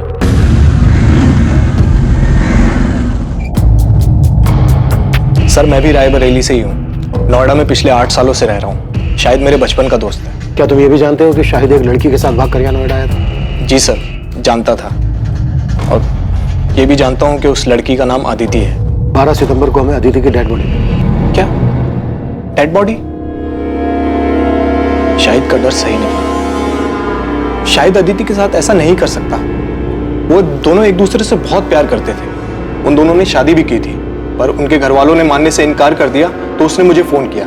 उसे कुछ पैसे और रहने के लिए जगह चाहिए थी। देख, अभी मेरे पास ना सिर्फ 5000 रुपए हैं। मैं तेरे अकाउंट में ट्रांसफर कर रहा हूँ। तुम दोनों टिकट कराओ और इधर नोएडा आ जाओ। बाकी इधर मिलकर सोचते हैं, ठीक है? देख, अगर तू कह रहा है ना कि अदिति के घर वाले कुछ भी कर सकते हैं, तो तेरा कानपुर छोड़ने का फैसला बिल्कुल सही है। मैं अदिति को कुछ नहीं होने दे सकता।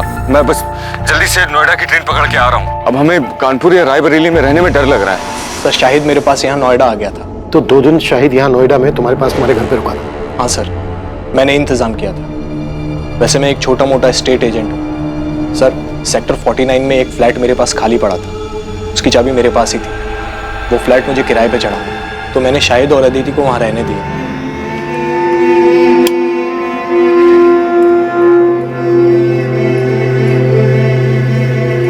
भाई घर ज्यादा बड़ा तो नहीं है, लेकिन तुम लोग अपनी गृहस्थी बसा सकते।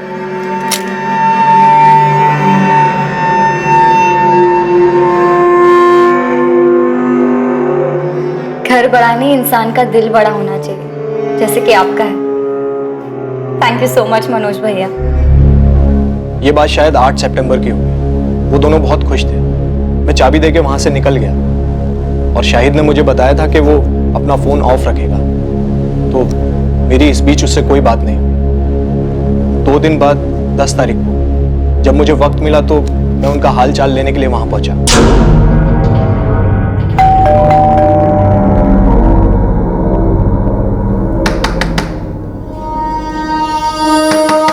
जब काफी देर तक दरवाजा पीटने के बाद भी उन्होंने कोई जवाब नहीं दिया, तो मुझे थोड़ा अजीब लगा। मेरे पास फ्लैट की डुप्लीकेट चाबी थी, जिससे मैंने फाइनली दरवाजा खोला।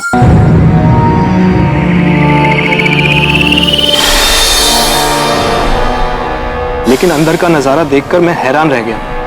पूरा घर बिखरा पड़ा था। शाहिद, अदिति! मैंने अंदर जाकर भी देखा, लेकिन दोनों अदिति और शाहिद वहां नहीं थे। सर, मैंने शाहिद का फोन भी ट्राई किया था, लेकिन वो बंद था। मुझे समझ नहीं आ रहा था कि वहां हुआ क्या था। तुम्हें अपने दोस्त की इतनी चिंता थी तो फिर पुलिस को फोन क्यों नहीं किया? घर इतनी बुरी तरह से तहस नहस था, तो तुम्हें लगा नहीं कि कोई बड़ी बात हो सकती है? वो दोनों किसी मुसीबत में हो सकते हैं। सर, मैं डर गया था घर को उस हालत में देखकर। और फिर अगर घर के मकान मालिक को ये बात पता चल जाती कि मैंने ऐसे ही ये घर किसी को दे दिया, तो मैं बहुत प्रॉब्लम में फंस जाता सर। इसलिए 2 दिन तक मैंने किसी को कुछ नहीं कहा। फिर मुझसे रहा नहीं गया सर।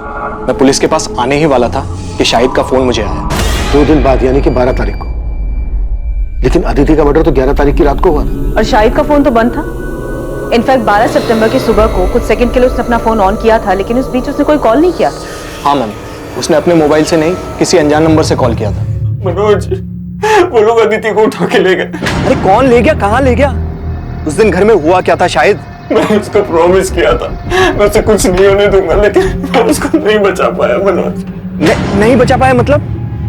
क्या हुआ अदिति को? तुम दोनों ठीक तो हो ना? मुझे उसके बगैर नहीं जीना मनोज। कोई मतलब नहीं है जीने का उसके बगैर। Hello Shahid, hello. सर, मैंने फिर से उस नंबर पे कॉल किया तो पता चला वो नोएडा के किसी पीसीयू का नंबर है। मैं बहुत डर गया था सर, मुझे कुछ समझ नहीं आ रहा था। मैंने तो दोस्ती यारी में उसकी मदद की थी, पर इस झमेले में और नहीं फंसना चाहता था। इसीलिए मैंने किसी को कुछ नहीं बताया। अच्छा, शाहिद ने जब उस दिन तुम्हें फोन किया और कहा कि कुछ लोग अदिति को उठाकर ले गए, क्या लगता है तुम्हें शाहिद किसकी बात कर रहा है? पता नहीं सर, उसने किसी का नाम तो नहीं बताया, पर हाँ उसने एक बार बताया था कि अदिति के घर वाले काफी रूढ़िवादी किस्म के लोग थे। मुझे पता नहीं, और उस दिन शाहिद से बात करके मुझे सबसे पहला ख्याल अदिति के घर वालों का आया। पूरी संभावना थी कि अदिति की तरह शाहिद को भी मार दिया गया था। शायद वो आरोपी नहीं बल्कि पीड़ित था। ये केस अब ऑनर किलिंग का नजर आने लगा था। पर अब सवाल यह था कि ये घिनौना खेल किसके परिवार द्वारा रचा गया था, अदिति या फिर शाहिद? असम के कॉल रिकॉर्ड्स आ गए? नहीं सर, अभी तक नहीं आए, पर हमारी नजर 24 घंटे उस पर है। सर, मनोज को जिस पीछे से कॉल आया था वहां कोई सीसीटीवी नहीं है। दुकानदार को भी कॉलर का चेहरा याद नहीं है। हमने उसे शाहिद की फोटो भी दिखाई, पर वो पहचान नहीं पाया। मनोज की बात से तो ये ऑनर किलिंग का ही केस लग रहा है। एक काम करो, अदिति के ताऊ जगमोहन और पिता सुभाष, इन दोनों को भी कॉल रिकॉर्ड्स निकालो। हो सकता है इन दोनों ने ये काम किया हो और पूरे चांसेस हैं कि इस केस में सुपारी दी गई हो।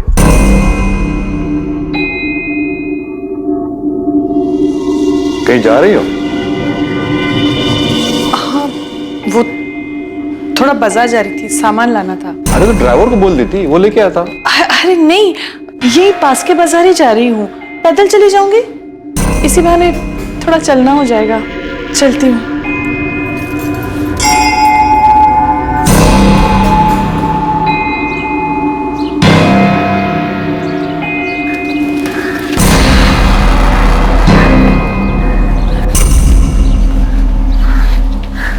सोनाली, माँ,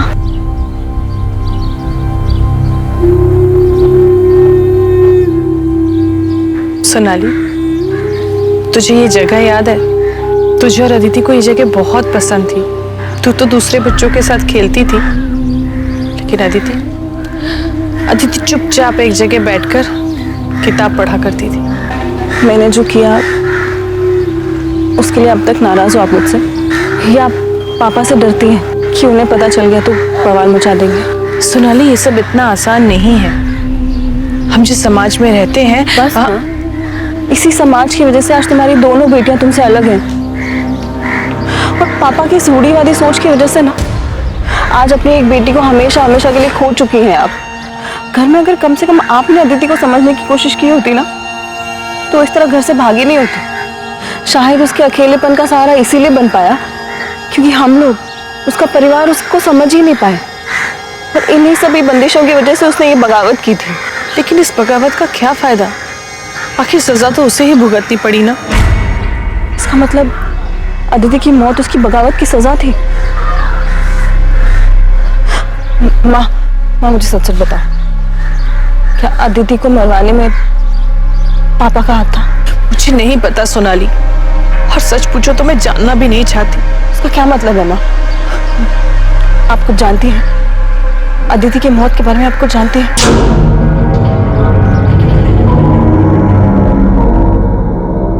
सुभाष, संभालो अपने आप को। अरे जिसने एक पल में बिना सोचे हम सबको पराया बना दिया, अपने नाम और परिवार की इज्जत के बारे में तक नहीं सोचा, उसके बारे में भूल जाना ही अच्छा है। भैया, आप जिसकी बात कर रहे हो मेरी बेटी है। सुभाष, अदिति मेरी भी बेटी थी। मेरे लिए भी ये सब करना आसान नहीं है, लेकिन अपने परिवार और प्रतिष्ठा बनाए रखने के लिए हमने जो फैसला लिया है वो बिल्कुल सही है। जब से अदिति की लाश देखी है, तब से घूम फिर कर ये बात मेरे मन में आके अटक जाती है। फिर लगता है कि नहीं, वो ऐसा कुछ नहीं कर सकते, लेकिन उनकी बातें याद आ जाती हैं, और फिर लगता है कि इन सब के पीछे इन्हीं का हाथ है।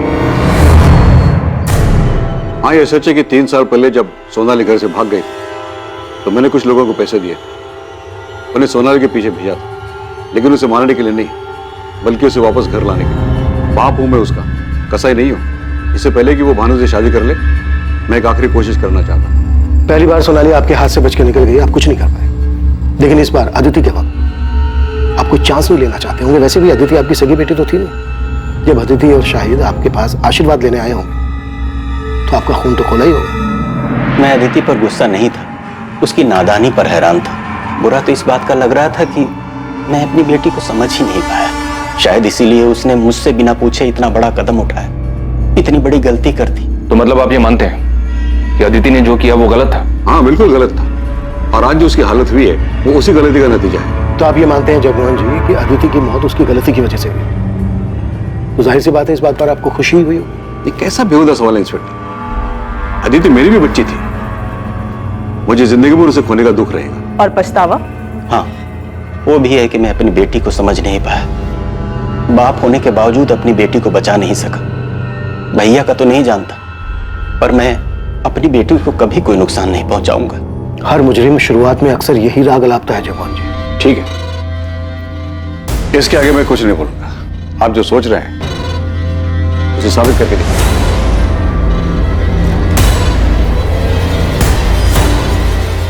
पॉसिबल है अदिति के ताऊ जगमोहन ने ही अदिति और शाहिद दोनों की सुपारी दी। बड़े लोग हैं सर, इतना तो पक्का है कि खुद के हाथ गंदे नहीं किए होंगे। जिसे सोनाली के वक्त गुंडे भेजे थे, शायद इस बार भी किसी को सुपारी दी हो। खबरी नेटवर्क को एक्टिव करते हैं, नोएडा और कानपुर, इन दोनों जगह के हिस्ट्री शीटर्स को स्कैन करने के लिए बोलते हैं।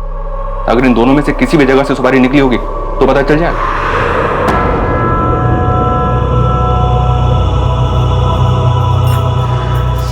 नुसरत, बेटा मैं समझती हूँ जो कुछ भी हुआ उसके बावजूद शाहिद तुम्हारा शौहर है, तुम्हें उसकी याद तो आती होगी, लेकिन जो गलती शाहिद ने की ना वो माफी के लायक नहीं थी। मैंने वही किया जो मुझे सही लगा। यही तो मुश्किल है ना अम्मी, आप सब ने वही किया जो आप सबको सही लगा। आपको सही लगा तो आपने शाहिद की मर्जी के बगैर उनका निकाह हमसे करवा दिया। शाहिद को सही लगा तो उन्होंने मुझे बिना बताए अपना जीवन साथी चुना। आपको सही लगा तो आपने उनको घर से निकाल दिया। असलम को सही लगा तो उन्होंने, इन सब में मैंने तो अपना सब कुछ खो दिया ना। ना आज मेरे पास शौहर है, ना आज मेरे पास औलाद है। अरे मुझे तो ये तक भी नहीं पता कि शाहिद जिंदा है या नहीं। अम्मी, अगर आज तक आप सब कुछ सही करती आई तो मेरे साथ गलत कैसे हो गया? कुछ समझ में नहीं आ रहा है, इतने सारे सस्पेक्ट्स हैं पर किसी के खिलाफ भी कोई पुख्ता सबूत नहीं मिल रहा है। सर, अदिति के ताऊ जगमोहन रावत, पिता सुभाष रावत और प्रोफेसर विनीत अग्रवाल, इन सबके कॉल रिकॉर्ड स्कैन किए, सब क्लियर है सर। पर ये असलम के कॉल रिकॉर्ड में से गड़बड़ दिखाई दे रहा है। 10 और 11 सितंबर को इसका फोन स्विच ऑफ था। उसे अदिति और शाहिद के नोएडा जाने के बारे में खबर मिल गई होगी। उसने इन दोनों का पीछा किया होगा और मौका देखते ही मर्डर कर दिया होगा, और इस दौरान जानबूझकर अपना मोबाइल फोन बंद रखा होगा ताकि उसकी लोकेशन किसी को पता न चल पाए। तो शाहिद का दोस्त मनोज गोयल, जिसने शाहिद और अदिति को लास्ट टाइम देखा था, वो भी रायबरेली से है। सर शायद मनोज भी असलम को जानता हो, उसे आइडिया हो कि असलम नोएडा आया था या नहीं। बात करो मनोज। और मैं असलम को उठाता हूँ सर। पता नहीं क्यों मुझे ऐसा लग रहा है कि हम कोई लिंक मिस कर रहे हैं। कुछ तो है जो सही नहीं बैठ रहा है कि अदिति का कातिल खेल खेल रहा है हमारे साथ। है हिम्मत मुझ में पर उम्मीद थोड़ी कम, कर दे दो तुम साथ तो साथ उड़ जाएं हम। Very nice, it's actually very nice. एक काम करना, अपने इस असाइनमेंट का एंड तुम इसी पोएम से करना। इनफैक्ट तुम ये पोएम पूरी क्लास के सामने सुनाओगे। नहीं सर, अब आपके सामने बोल लिया पर सबके सामने नहीं बोल पाऊंगी। अरे क्या हुआ, जैसे मेरे सामने बोला वैसे सबके सामने बोलना। डोंट गेट स्कैर्ड, मैं हूं ना। आपकी बात अलग है सर, आप शायद ऐसे इकलौते इंसान हैं जिसके सामने मैं ऐसे पोयम सुना पाई, क्योंकि मैं आपके साथ बहुत कंफर्टेबल फील करती हूँ।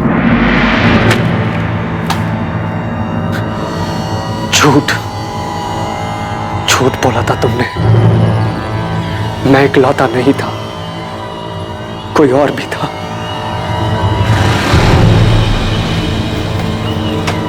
आ गया? जमानत मिली या जेल की दीवार फांद के आया है? ताना मारने की जरूरत नहीं है, पता है मुझे, पुलिस को आप ही ने चुगली की होगी। आपको लगता है अदिति और शाहिद को मैंने मारा? मुझे किसी को चुगली करने की जरूरत नहीं बच्चे, लेकिन हाँ, अगर मुझे पता चला कि तूने मेरे शाहिद के साथ कुछ किया है तो मैं पुलिस के पास जरूर जाऊंगी, लेकिन तुझे मारने के बाद। हाँ मैडम, शाहिद के साले का नाम असलम है, पर मुझे ये नहीं पता कि असलम शाहिद से गुस्सा था या नहीं। मैं उससे कभी नहीं मिला। और कुछ पता असलम के बारे में कि 10 और 11 तारीख को वो नोएडा में था या नहीं था? पता नहीं मैडम, पर असलम ने कुछ किया क्या? शाहिद के बारे में कुछ पता चला कि वो कहाँ है? मैम वो मिल तो जाएगा ना? कभी कभी लगता है कि अदिति की तरह कहीं वो भी। मनोज, अभी इस बारे में कुछ पता नहीं चल पाया, लेकिन अगर तुम्हें कुछ पता चलता है या कुछ याद आता है तो हमें फौरन बताना। जी मैडम। ये क्या तमाशा लगा रखा है आप लोगों ने? जब देखो उठा ले आते हैं। सब समझता हूं मैं, आप लोग को कोई मिल नहीं रहा है इसलिए बार बार मुझे बलि का बकरा बना रहे हैं। गरीब आदमी उसने मेरा फायदा देख असलम, ये नौटंकी ना नेताओं के लिए छोड़ दे। इस बार पुलिस का डंडा चालू हुआ ना तो फिर रुकना मुश्किल है, सोच ले। कॉल रिकॉर्ड्स के हिसाब से 10 और 11 सितंबर को तेरा फोन बंद था। फोन क्यों बंद था तेरा? कहाँ था 2 दिन? यहाँ नोएडा शाहिद के पीछे आया था ना तू? नहीं सर, दोनों दिन मैं अपने घर पर ही था। मेरा फोन खराब हो गया था इसलिए बंद था, और मैं बीमार था इसलिए फोन ठीक करवाने बाहर नहीं जा पाया। इन 2 दिन में तेरे साथ था कोई जो तेरी इस बात को कंफर्म कर सके? ये इत्तेफाक नहीं हो सकता असलम कि जिस रात अदिति का मर्डर हुआ उस रात तेरा फोन भी खराब था। बल्कि सच ये है कि फोन तूने जानबूझ के बंद रखा था ताकि ये पता ना चल सके कि तू इधर नोएडा में था। बच गया तू असलम। बेहतर तेरे लिए यही है जो भी सच है वो गलत है, नहीं तो ऐसा बीमार करेंगे कि जिंदगी में कभी ठीक नहीं हो पाएगा। सोच ले। असलम को बुरी तरह से तोड़ा, लेकिन अभी वो वही रट लगाया हुआ है कि 10 और 11 सितंबर को रायबरेली में ही था। इस बात के कोई सबूत नहीं है और ना ही इसकी बहन को इसके बारे में कुछ पता है ठीक से। सर, अदिति के मर्डर में असलम के हाथ होने के पूरे चांसेस हैं, लेकिन असलम के खिलाफ अभी सारे सबूत सर्कमस्टेंशियल है। सबूत करने के लिए हमारे पास कुछ सॉलिड होना चाहिए। साहब, मैं देता हूँ ना सॉलिड खबर। कल शाम को मैं नोएडा हाईवे के ढाबे पे बैठा हुआ था। उस वक्त वो अपना हिस्ट्री सीटर है ना मोंटी, वो भी वहां पर आया हुआ था। अब क्या बताऊं दोस्त, आजकल लोगों को जुर्म की कदर ही नहीं है। साला पूरे नोएडा में रेड गिर गया, इसलिए ना मैंने अब बाहर का काम उठाना शुरू कर दिया। अभी कानपुर का काम उठाया था। बड़ा काम था क्या मोंटी भाई? अबे जबरदस्त काम था, एकदम जासूस टाइप का। पेमेंट सुनेगा ना तो साला दबके ही मर जाएगा। एक हिंदू मुस्लिम जोड़े को ढूंढने का काम था। सालों ने भाग के शादी की थी। तो काम हो गया था? अबे मोंटी शैम्पू कोई काम ले और वो होना, ऐसा होएगा कभी? उठा लो मोंटी को। अब ये मोंटी बताएगा कि इसने कैसे किया और किसके कहने पर किया। चल बोल, वो हिंदू मुस्लिम जोड़ा कौन है और उनका पता लगाने के लिए तुझे किसने भेजा था? बोल। अबे बोल। बाल नहीं साहब, सब बाल छोड़ दो साहब प्लीज बाल छोड़ दो।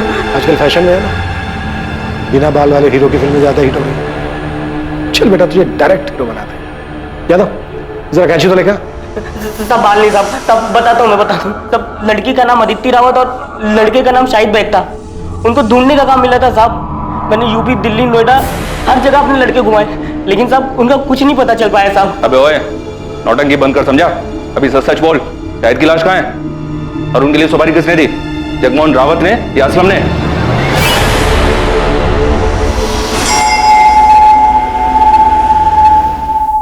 देखिए, बात को घुमाइए मत, सीधे सीधे बोलिए कि आपको लगता है मैंने अदिति को मारा है और आप मुझे गिरफ्तार करने आए। हम आपको नहीं, आपके भाई को गिरफ्तार करने आए।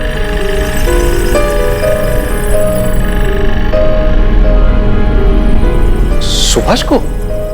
क्या किया इसने? वो तो यही बेहतर बता पाएंगे। मोंटी को नोएडा पुलिस ने गिरफ्तार कर लिया है, उसने तुम्हारा नाम लिया। साहब 10 सितंबर को सुभाष रावत ने मुझे फोन किया था साहब। डन साहब, काम हो जाएगा, दोनों को ढूंढ लूंगा मैं। मेरे आदमी हर जगह काम होते मैं आपको बता दूंगा। उसके आगे क्या करना है साहब, आप ये बताइए मुझे। उसके बाद क्या करना है मिलने के बाद बताऊंगा। उनके मिलते ही मुझे फोन करना, तुरंत। आपको देखकर ऐसा लगा नहीं कि आप इतने पहुंचे हुए निकलेंगे।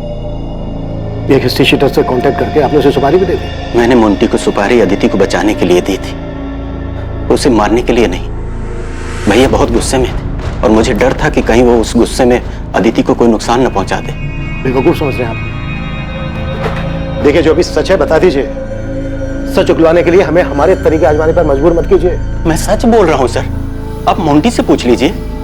क्या मैंने एक बार भी उसे अदिति या शाहिद को मारने के लिए कहा था? नहीं, मैंने उसे उन दोनों को ढूंढने के लिए कहा था। इसके बाद की प्लानिंग मैं पहले ही कर चुका था।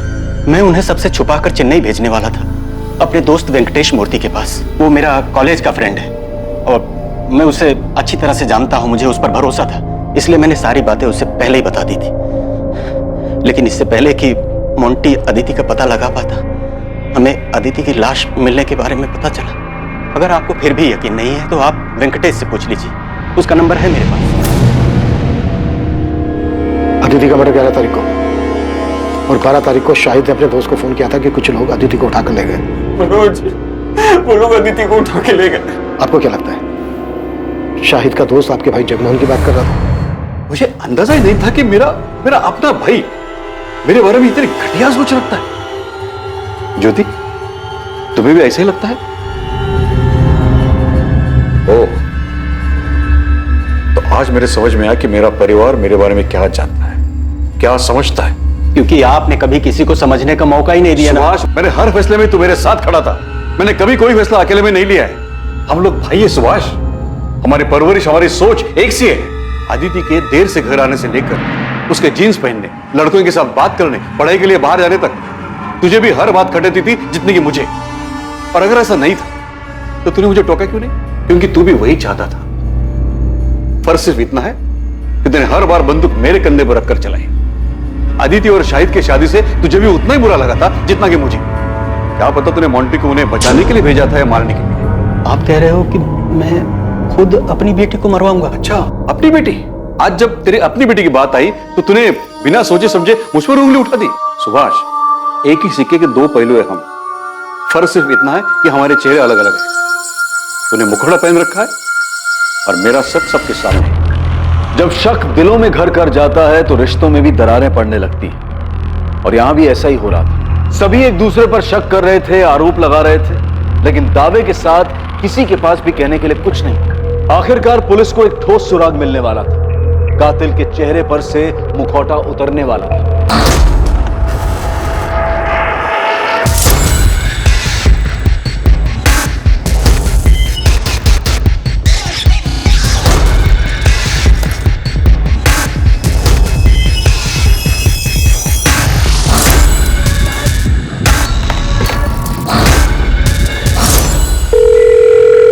हेलो, एक टेम्पो का नंबर भेज रही हूँ, उसके ओनर की डिटेल चाहिए मुझे तुरंत।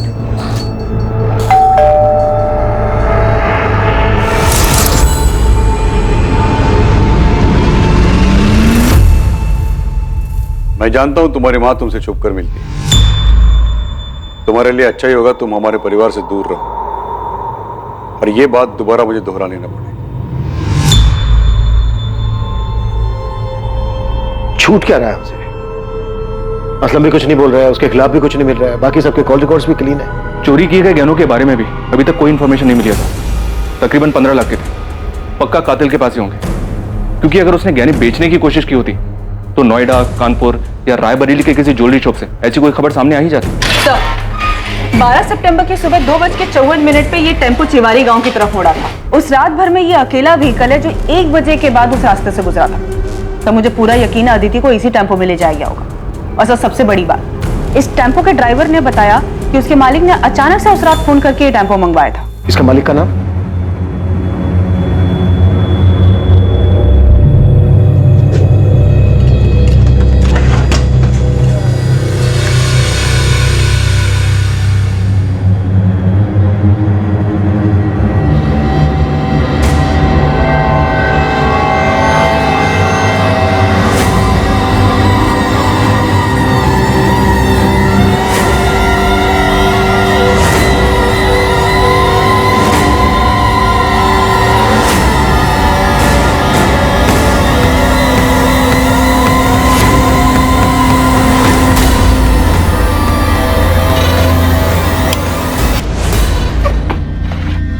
अरे अरे अरे अरे, दुल्हन क्यों बन रहा है? एक बार तेरी शक्ल तो देखने दे ठीक से।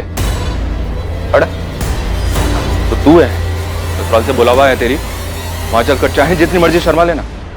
हेलो सर, ये अदिति की ज्वेलरी लग रही है। साहब मैंने कुछ नहीं किया साहब। अबे चुप, वो टेम्पो मिल गया हमें जिसमें तू अदिति की लाश को लेकर गया था जंगल में। अभी सीधी तरह से ये बोल, शाहिद की लाश को काट खाने लगा है तूने। ए रुक, कौन है तू? रुक इधर। पकड़ो इसे।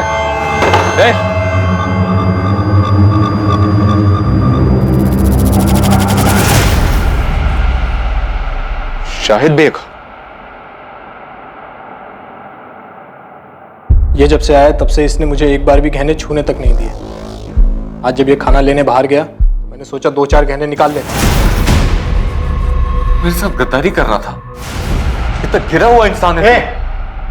बंद करिए नौटंकी। तो ये कैसी प्रेम कहानी है जिसमें लैला मर गई और मजनू अभी तक जिंदा है और उसके गहने दबाकर बैठा है? ऐसा मत कहिए सब, सच्चा प्यार कर रहे थे हम दोनों, निकाह भी किया था हमने, सबकी सहमति से नया घर बसाना चाहते थे, लेकिन ऐसा हुआ नहीं तो तुम अदिति को लेकर यहाँ नोएडा मनोज के घर ले आए। और सर हम इसके दिए हुए घर में खुश थे।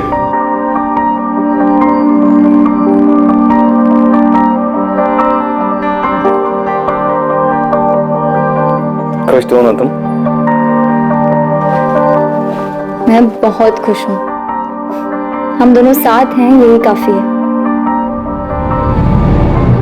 क्या बन रहा है भाई खाने में? मैं बस रोटियां बना रही हूँ, आप दोनों खाने बैठ जाइए। खुश तो हो ना तुम दोनों यहाँ? हाँ यार, तेरी वजह से कम हम दोनों के सर के ऊपर छत तो है, वरना पता नहीं हम दोनों कहाँ कहाँ भटकते रहते हैं। मैं प्लेट्स लगाता हूँ।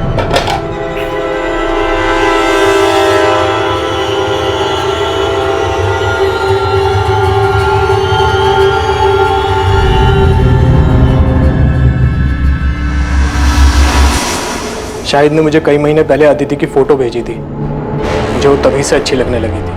और जब मैंने अदिति को सामने से देखा तो मेरा दिमाग घूम गया। मुझे हर जगह हर वक्त वही दिखाई देती थी। बस एक बार उसे पूरी तरह से पाना चाहता था। उसे सामने से देखकर बहुत बेचैन हो गया था मैं।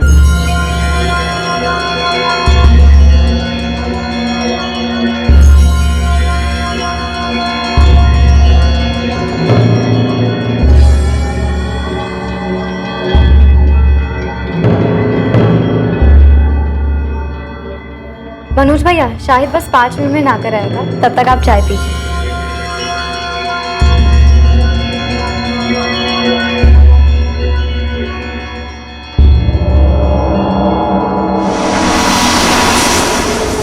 अब इस कमीने के मन में क्या चल रहा था मुझे जरा भी अंदाजा नहीं था। फिर आगे?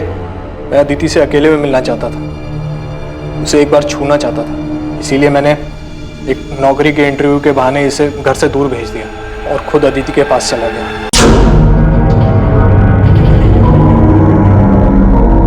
हो गया अदिति? हाँ, बस 2 मिनट।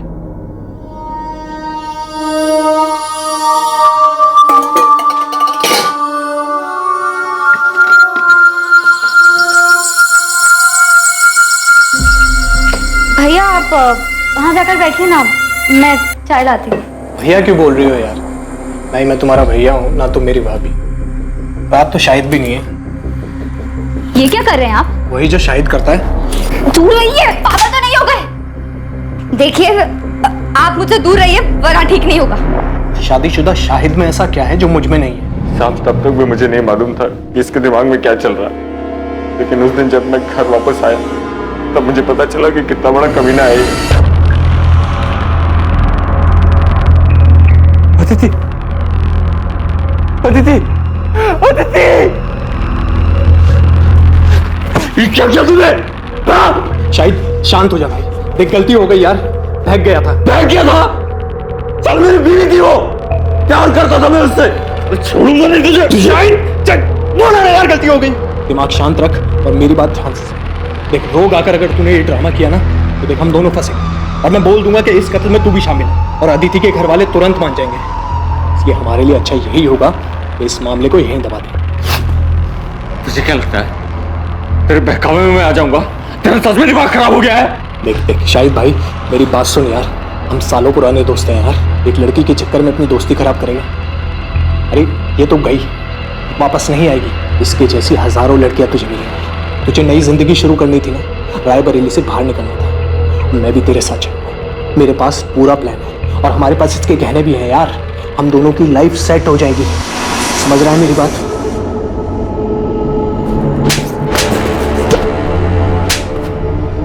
जिस लड़की ने तेरे लिए अपना घर छोड़ा, परिवार छोड़ा, ऐशो आराम छोड़ा, कुछ नहीं देखा तेरे सामने, उस लड़की की मौत से तू 5 मिनट में उड़ गया। ये प्यार था तेरा अदिति के लिए? क्या करता सर मैं, आप ही बताइए। अदिति तो मर गई थी, वापस नहीं आने वाली, इसलिए मनोज जैसा कहता रहा मैं वो करता रहा।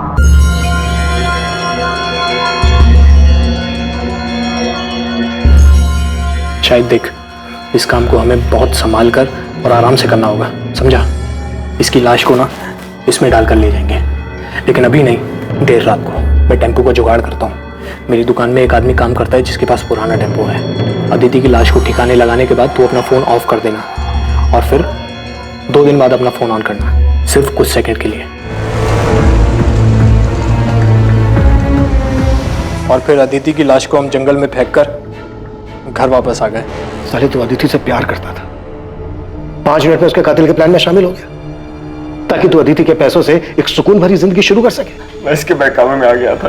मैं सच कह रहा हूँ, उसकी मौत का मुझे अभी भी बहुत अफसोस है। मैंने अपनी पूरी जिंदगी में तेरे जैसा स्वार्थी आदमी नहीं देखा। क्या नहीं था तेरे पास? हाँ? क्या नहीं था तेरे पास? एक समझदार बीवी थी, बेहद प्यार करने वाली अदिति थी, लेकिन सच ये है कि तू इनमें से किसी के लायक नहीं था।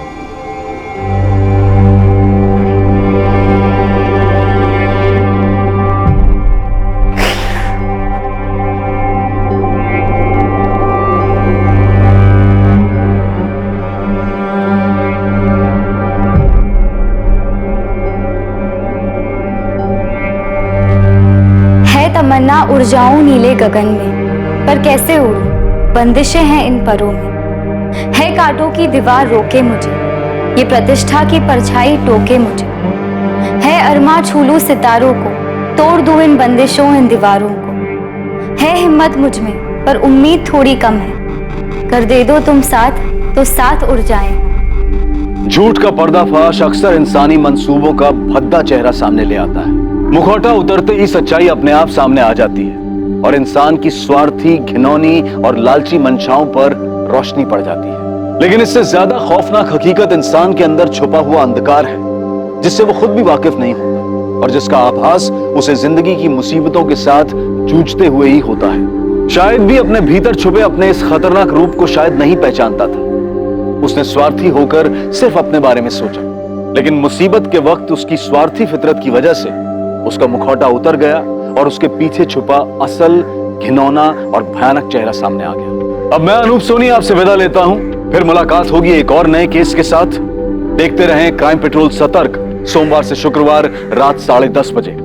और याद रखें, क्राइम और आपके बीच में सिर्फ इतना फर्क है कि आप कितने सतर्क हैं। सतर्क रहें, सुरक्षित रहें। जय हिंद। क्राइम पेट्रोल्स के और भी दिलचस्प कहानी देखने के लिए हमारे चैनल को सब्सक्राइब करें और बेल आइकॉन दबाना न भूलें।